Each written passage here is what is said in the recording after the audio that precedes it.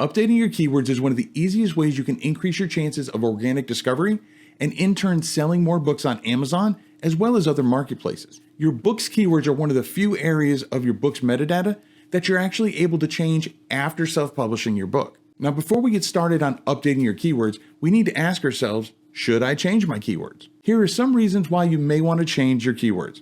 Number one, your book's been out on the market for at least 90 days and you're not seeing many, if any, sales. Number two, your book's been out on the market for at least 90 days, you're seeing sales, but you know your book can do better. And third, it's been a while since you've updated your keywords. Now we'll cover how often you should update your keywords a little bit later in the video. So now that we know why we want to change our keywords, let's talk about how to do it. Well, first of all, before we go all willy-nilly switching out our keywords, there are two important steps we need to keep in mind. One, we want to have a document to record our current keywords. And the second thing is we only want to change a few keywords at a time. Remember back in science class? When you're running an experiment, if you change too many variables, it's harder to tell what variable caused the new results. Well, the same thing goes for updating your keywords. This is also why your tracking document is so important.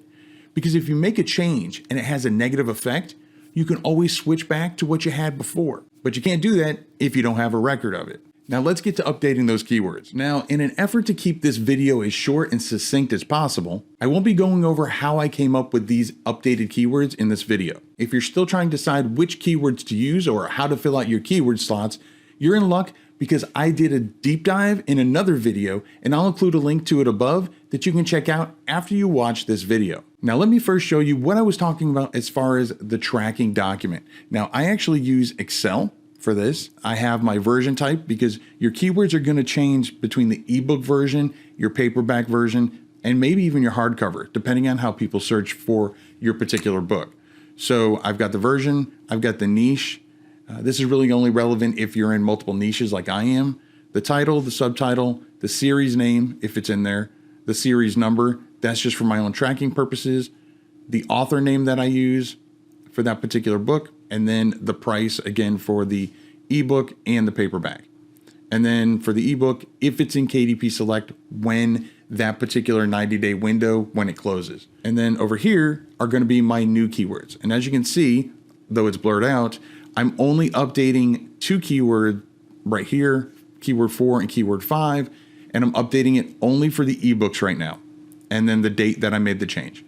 So that's what the kind of stuff that I track in my document. Yours can be a lot less informative if you want, but the important thing is whatever you're changing, you want to make sure that you have a before and an after. So if you ever need to go back and change it to the way it was before, you have that information and it saves you a lot of time from having to re-research things. Okay, so with that, let me show you how to update your keywords. So here I am in KDP, on my KDP dashboard. I searched up the particular book that I want to update.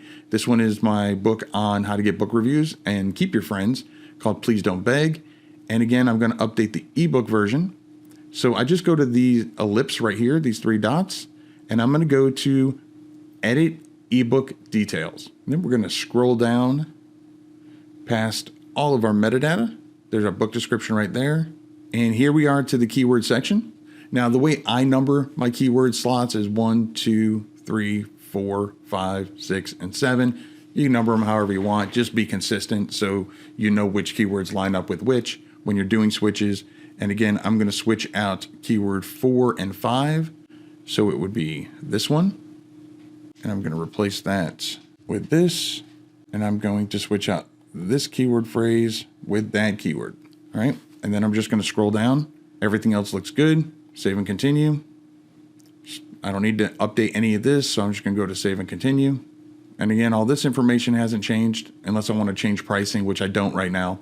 So again, go all the way to the bottom and just click publish your Kindle ebook. Now, the good thing is normally when you're publishing a book for the first time, it's going to take 24, maybe even 48 hours to get approval. When you're just making changes, it's usually a lot quicker than that. Typically between 6 and 12 hours is what I found. And there we go, all done. Now here's a quick bonus. I'm going to show you how to update your keywords on lulu.com. So I've logged into Lulu. This is one of the books that I have published on Lulu and I want to update it. The way I update the keywords is I go over here where it says revise. I click on revise. And unlike KDP where you have to jump around and click continue, with Lulu, I can just go over to the details tab, click right on it, scroll down past my book description, and here are the categories, and here are my keywords. Now with Lulu, you have a lot less keywords to work with. You only have a total of 50 characters.